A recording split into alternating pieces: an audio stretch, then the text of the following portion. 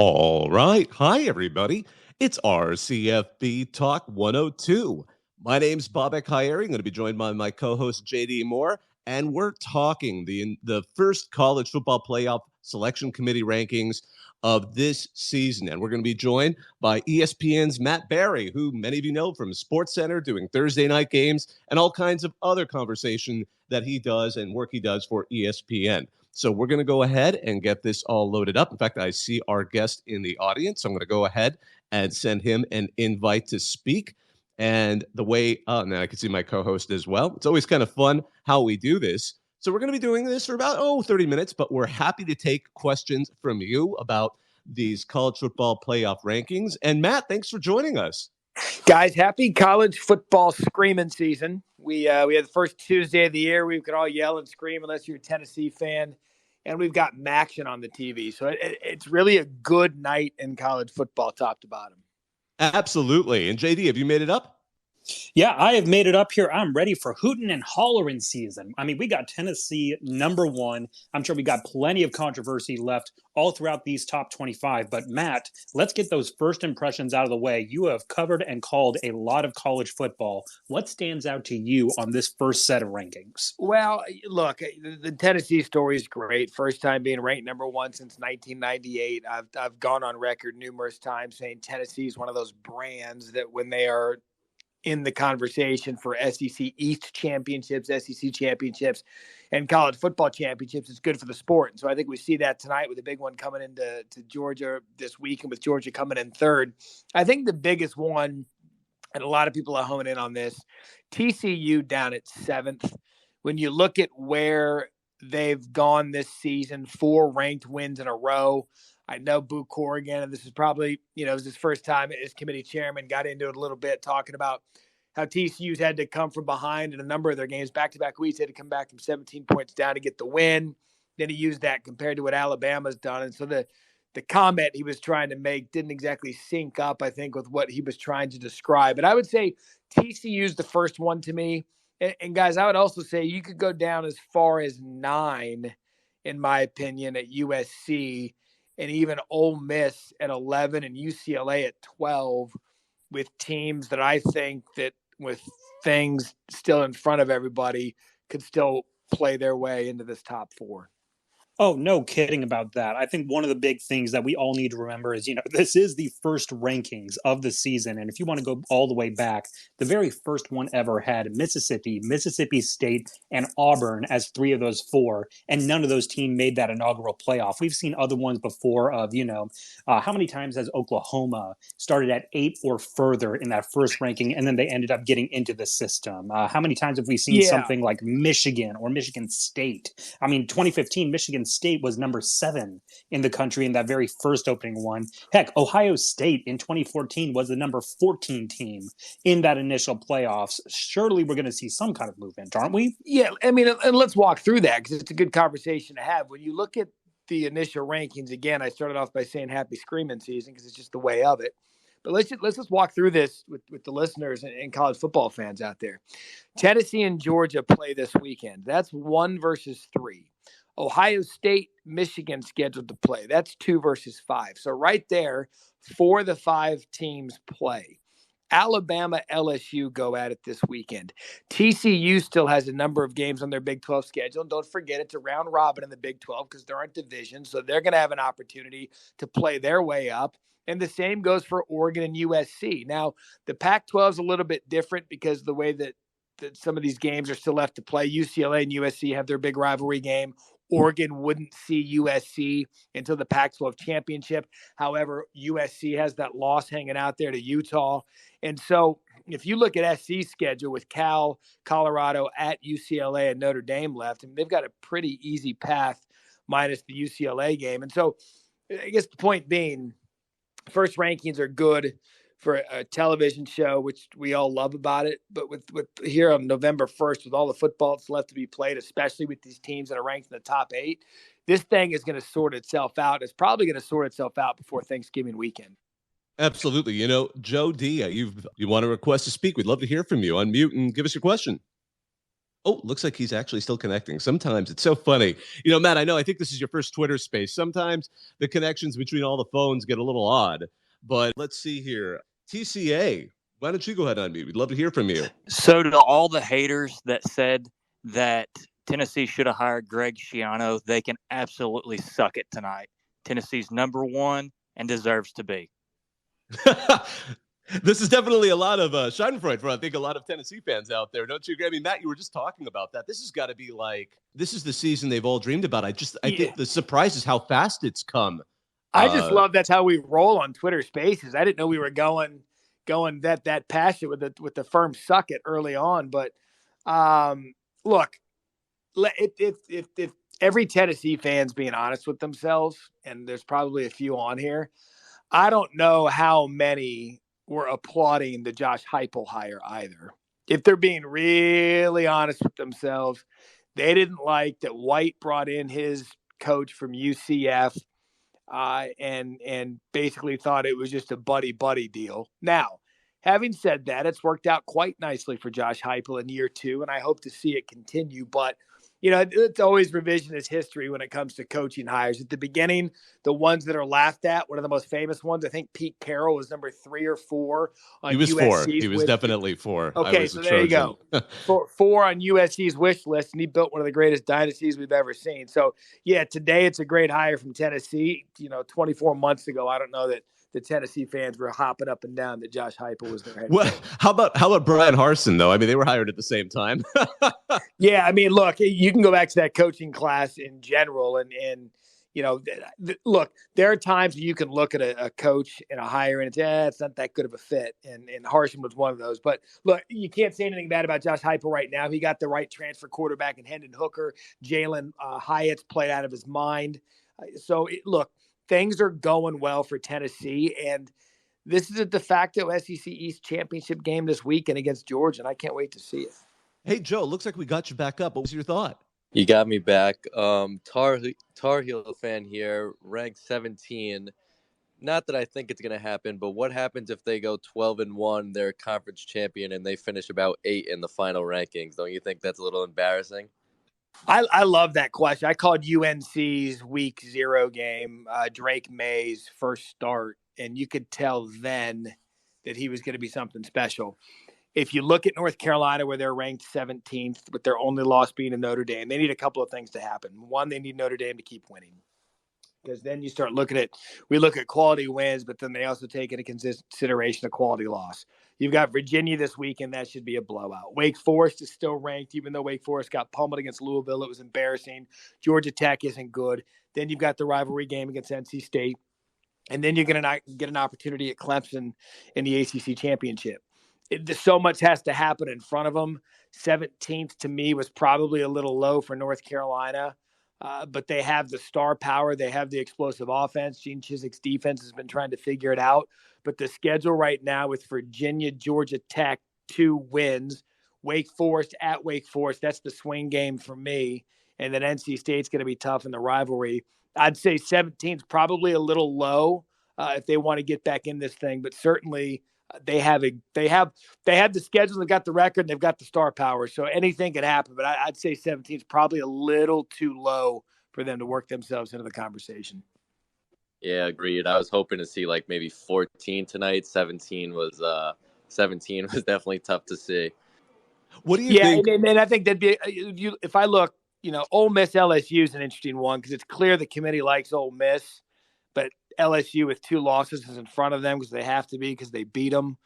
I would have slotted them. I think North Carolina is better than Penn State. I think they're probably better than Illinois, although Illinois' defense is absolutely remarkable.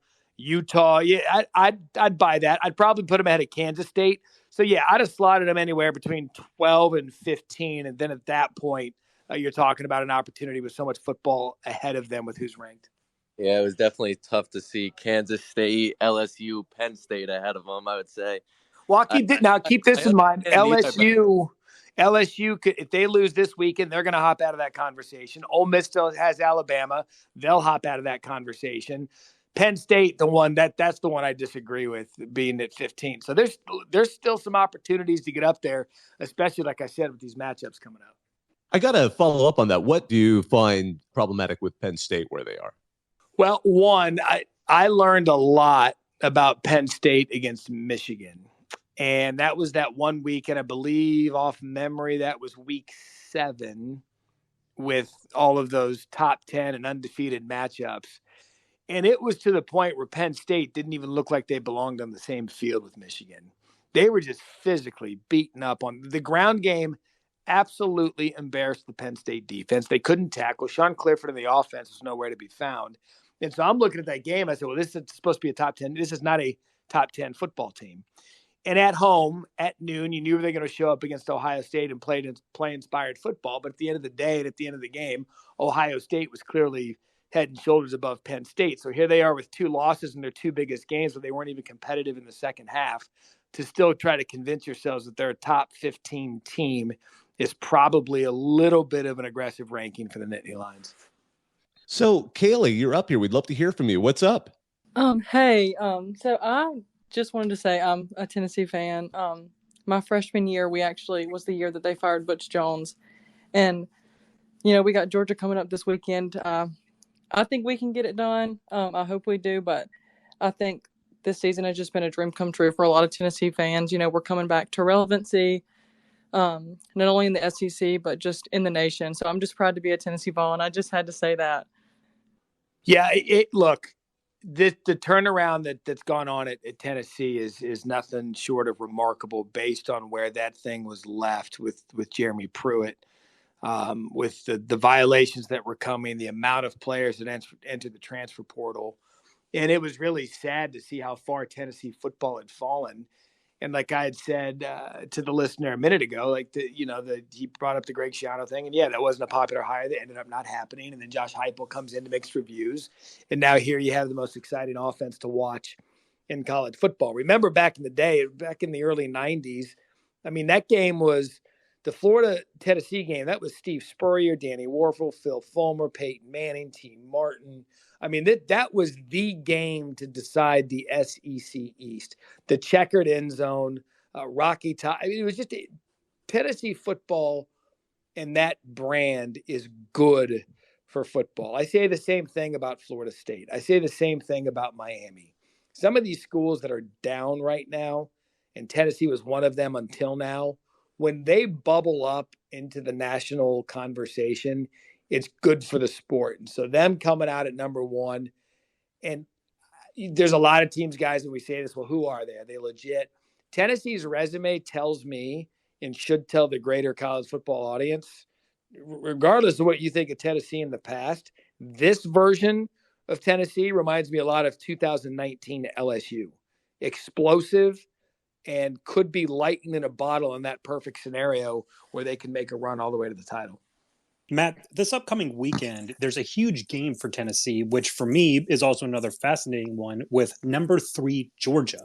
So Georgia is number 1 in the AP poll. They're the defending national champions, undefeated. They have a 49-3 drubbing over number 8, Oregon. Is Georgia slotted correctly at number 3 right now? I think so. When you look at, we'll get to this one in a minute, but I think where you look at Georgia, for me at least, they lack explosiveness and punch, if that makes sense. And Brock Bowers, whenever he decides to come out, it's probably going to be next year. He's a true sophomore. He's a Rob Gronkowski starter kit. They still play really good defense, although the Nolan Smith injury is going to impact them, I think, moving forward. But they don't have a lot of explosiveness on offense. So if you're looking at the difference between number 1 Tennessee, number 2 Ohio State, I think anybody that watches the sport understands that Tennessee and Ohio State, let's go to that annoying term that we all like to use this time of year, eye test. You look at them and you say that's an explosive football team. Georgia, remember, lost a ton of guys to the NFL. Oregon is in game 1 with Dan Lanning. Bo Nix trying to get this thing figured out with their offensive coordinator, Kenny Dillingham. I think that was a perfect storm for Georgia to mop up on Oregon in week 1. I would just say the Bulldogs are still considered, in my mind, one of the top 6 teams in the country, regardless they're ranked 3rd now. Even if they were to fall this week, and I still think they're one of the top 6 best teams in the country. But I just don't think they are as explosive as the 2 teams ahead of them. Hey, Joe, you have your hand raised. We'd love to hear from you. Thanks. I just wanted to talk about Corrigan's comments saying we're looking for balanced teams on offense and defense, and TCU's gone behind in games. When he was asked about TCU being behind Alabama, just wanted to get your thoughts on that. I'm pretty sure Alabama got so behind they lost the game, so that was just interesting to see. Yeah, I had Boo. We had the North Carolina. They had the NC State Virginia Tech game on Thursday. Myself and Dan Mullen, and we had Boo in the booth with us there in the third quarter. We were talking about his first stint as the College Football Playoff Committee chairman. It's not an easy job. It's a thankless job. You got to go out there on live TV. And whether he agrees with the rankings or not, he's speaking on behalf of the 13 other committee members. So it's not the easiest thing to try to put out there the opinions of other committee members, where I would guarantee, because I've been in those selection rooms in a mock selection committee, we've done it. Not everyone agrees. And I do agree with you that the comments came off a little bit twisted pretzel-like, in that he made a comment about TCU having to come back from double-digit deficits, and that's why Alabama was ahead of them. Although Alabama, I'm convinced with Quinn Ewers, probably would have lost to Texas. Texas A&M had a chance to beat them on the final play, and they lost to Tennessee. So unfortunately for Boo, the example that he used with the team Alabama was not the correct example to use. I think it just got twisted there. But look, and then there's look at the teams that are ranked in the top 6. And I know that they've been down, but Tennessee's a brand name. Ohio State's a brand name. Georgia, Clemson, Michigan, Alabama. These are blue blood programs if there ever were any. And TCU coming at 7th doesn't help perpetuate that thought that these bigger programs get a better look at this thing. I feel better with that rather than just hearing Boo's comments. That's a good answer. Matt, I think one of the other peculiar things is TCU is the lowest ranked undefeated team right now. And I'm pretty confident if you know any TCU fan, they're immediately thinking back to 2014 of getting up to number 3, winning their game by 55, and then getting dropped down. I'm really curious to know, with these top 6 teams in front of them, is there any kind of situation where we see like a 1-loss Georgia or a 1-loss Michigan still being able to jump frog TCU, even if TCU goes all the way? Yeah, I mean, the short answer to that is yes. That there is a possibility of that happening. TCU is near and dear to my heart. On my way to ESPN, I actually worked in the Dallas-Fort Worth television market at the NBC station out there. And we did a lot of stuff with TCU, and Gary Patterson was building that thing with Andy Dalton, and they were going to Rose Bowls and beating Wisconsin. They were in the Fiesta Bowl against Boise State, I believe. And so I've kind of seen that thing grow from the ground up in terms of introducing themselves to the national modern era college football landscape. And yeah, the thing with 14 that really angered everybody was that TCU was ranked 3rd. Now remember, this is how it got so polarizing. TCU's ranked 3rd in that. The committee, knowing that their final game of the season was against an awful Iowa State team. So you knew TCU was going to win their final game of the season. This wasn't good Iowa State back then. This was bad Iowa State.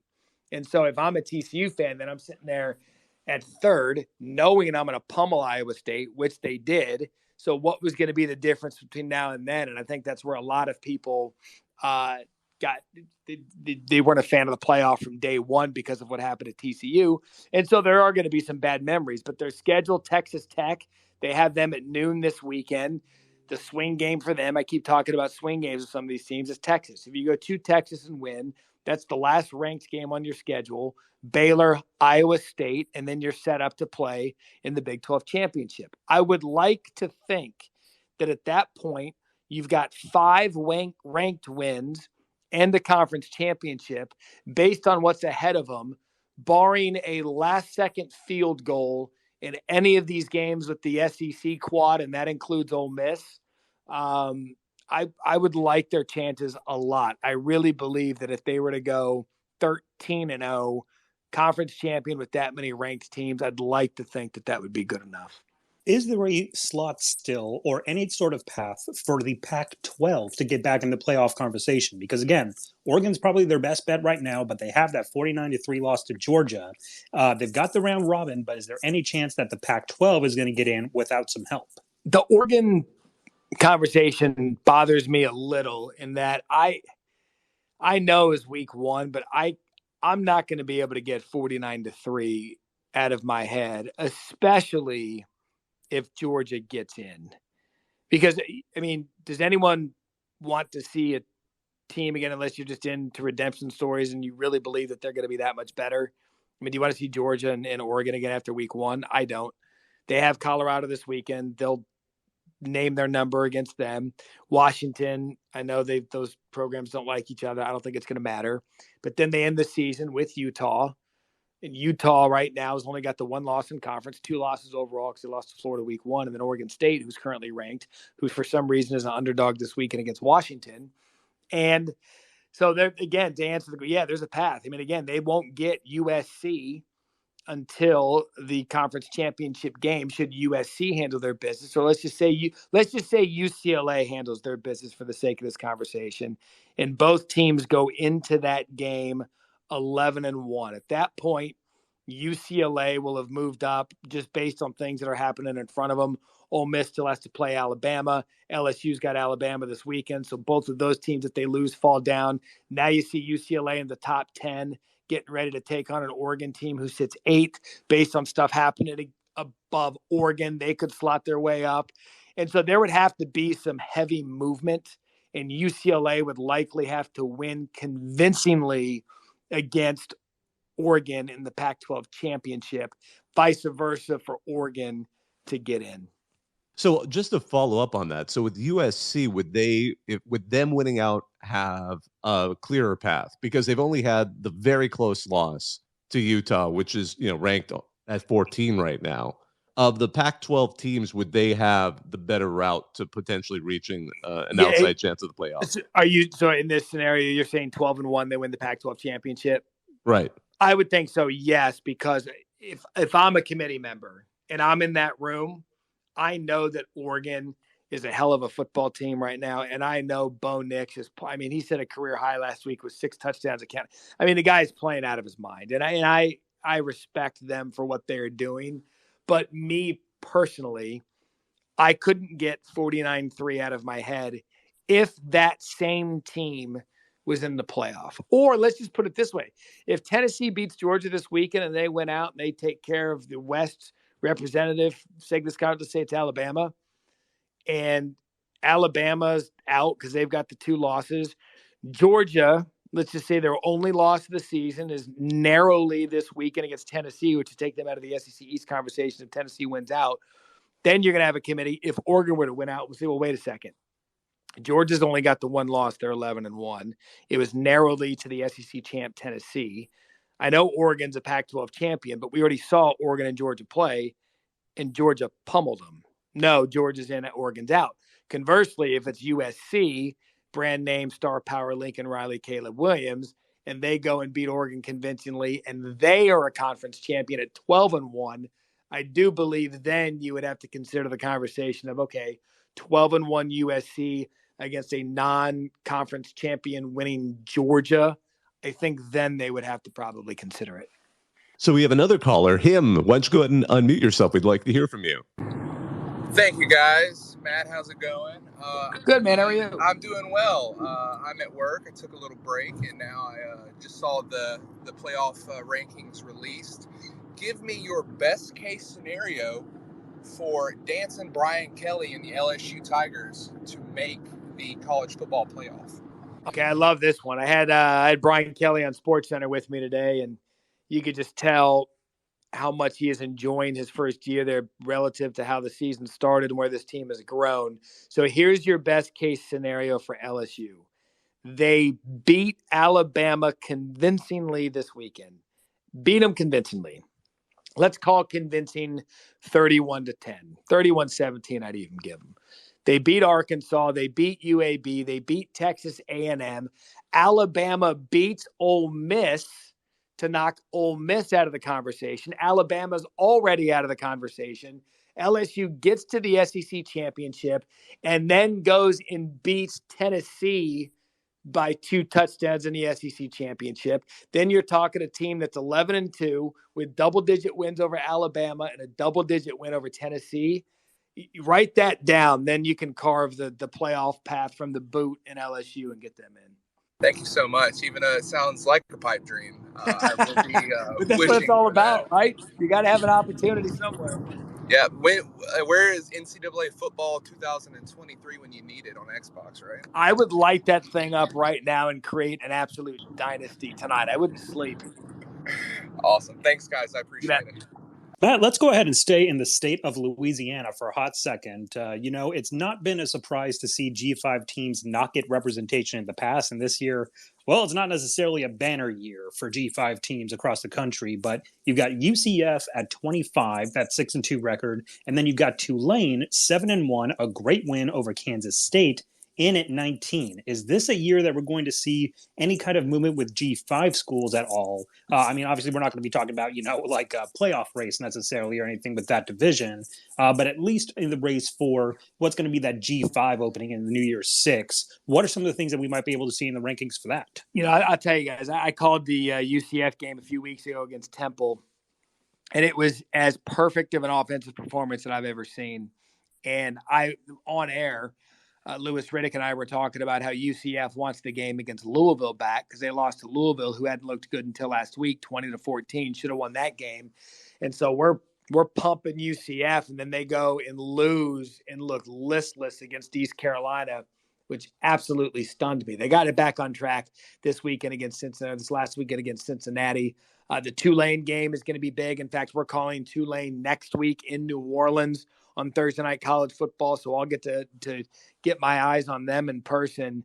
But I would agree. Typically, there's one or two G5 teams that come out that people are really, really starting to pull for because they've got, an unheralded quarterback that's just lighting it up, or they've got a star running back, whatever the case might be. And Tulane's kind of quiet with that right now. They had the nice win. I mean, how good is that win against Kansas State, and how bad is that loss to Southern Miss? And so I would like to see Tulane get a win this weekend against Tulsa, which I think they will. Their swing game is in 2 weeks against UCF. If they get through that 12-1, they're going to get the New Year's 6 bid, which would be fun for everybody involved, just because the group of 5 tends to bring a lot of passion. But in terms of teams that we can talk about being a playoff buster a la Cincinnati a year ago, you're just not going to see it. Hey, Aram, we got you up here. What's your question? It's question and venting frustration that Clemson's number 4. So I guess my question would be, would Clemson even be a favorite on a neutral field over any of the teams ranked 5 through 11? I don't think that, if you run them down, Michigan, no, they're not favored over Clemson's not favored over Michigan, Alabama, maybe TCU, Oregon, USC, LSU, Mississippi. They're not favored over any of those teams on a neutral field, and yet they're 4. And I just feel like there's really no path to get them out of there because, who's going to beat them? So I would agree with you. I don't think Clemson should be 4 in the initial rankings. They've only got their ranked wins against Wake Forest, NC State. They needed, I think, double overtime to get past Wake Forest. NC State, they did a good job shutting down Devin Leary. In the Syracuse game, they trailed 21-7 at one point. And then they inserted the freshman quarterback, Cade Klubnik, and had to come back and get that win. And so I don't think they've done anything to say, wow, Clemson's one of the best 4 teams in the country. But I will disagree with you on 2 things. One, I think at Notre Dame is going to be a pretty stiff test for them if Notre Dame that played last week shows up. And 2, I wouldn't necessarily dismiss North Carolina in an ACC championship for the simple reason of Clemson's offense isn't as explosive as years past. And North Carolina's weakness has been their defense. So I don't know that they're facing an offense in North Carolina's defense is facing an offense in Clemson's offense they couldn't stop. I think that there's still a couple of hurdles left for Clemson to get through, but I do agree having them 4th right now is a little bit surprising just based on the body of work we've seen out of them. Just to tack on a question, if the scenario unfolds where we have a 1-loss SEC champion, or 2 SEC teams have 1 loss, let's say Tennessee and Alabama, like Alabama beats Tennessee in the SEC title game, right? So we have those 2 plus an Ohio State that's undefeated. Is there a scenario, I guess what I'm asking is where two SEC teams could knock Clemson out? Yes. And Clemson is undefeated at that point? I think so, because I know a lot of people don't like hearing this, and despite what everyone thinks, there's no SEC bias at the network I work for. There really isn't. But you cannot convince me, and I'll screen this until the playoff expands. If Tennessee was to be the number one ranked team from November 1st all the way through the SEC championship and then lose to Alabama, a team they've already beaten, there isn't a person on this planet that could convince me with that one loss being number one for this entire time, now convince me that they're not one of the four best teams in the country with one loss. And that's what this will come down to. Yeah, after this weekend, after the Georgia weekend, I'll have seen enough out of Tennessee, barring an upset, and then they don't deserve to be in. But I've seen enough out of Tennessee to say, you know what, that's one of the best four teams in the country. So if their one loss comes to Alabama and Alabama gets them in the SEC championship, I still believe Tennessee is one of the four best teams in the country. So yes, you would have an Ohio State in that situation if they won out, beat Michigan, won the Big Ten championship. That could and should likely knock out a Clemson team if it came down to that. Well, Matt, we really appreciate the time you spent with us this evening. Where are you going to be this week, and where can we find you? All right, so we've got a lot of stuff going on this week. I'll be on the Noon SportsCenter tomorrow afternoon, 12 p.m. Eastern. We'll be recapping some of the college football playoff rankings and having fun there. I will then get on a flight after SportsCenter, headed to Myrtle Beach, South Carolina, going to Conway for the big Coastal Carolina Appalachian State game Thursday night, 7:30 Eastern ESPN. Then I'll fly back Friday morning, be in studio Friday night for the doubleheader on ESPN. And then I'll be there all day Saturday taking you to college football final with Joey Galloway and Dan Mullen at about 1 a.m. Eastern on Saturday. So we have a fun weekend now that the college football playoff rankings are out, and we're gonna finish this month of November like we started it on a high note. Absolutely. Matt, thanks so much for joining us. It was a pleasure having you with us. You guys the best, man. Anytime. Happy to do this with you guys anytime. It's good talking to people out there. To me, it's what makes the sport so great, the passion of the fans and how we live. I mean, I'm an Arizona State alum, and it hasn't been the greatest season for them, but we always live on what our team does, and I think that's what makes this 3 months so special. Amen. It's cyclical. Everybody has a down year, and then it gets fun again. So let's hope. Yeah, absolutely. Well, thanks to all of you who joined us. This was our CFB Talk 102. Well, on behalf of myself, Bob Ekayeri, on behalf of my co-host, JD Moore, thanks for joining us this evening. We hope you all enjoyed the show, and we hope we're going to have another great weekend of college football. So be sure to check out what's going on right now on ESPN. We got some action on 2 different channels, and we'll see you all later. So I'm going to hang up and listen.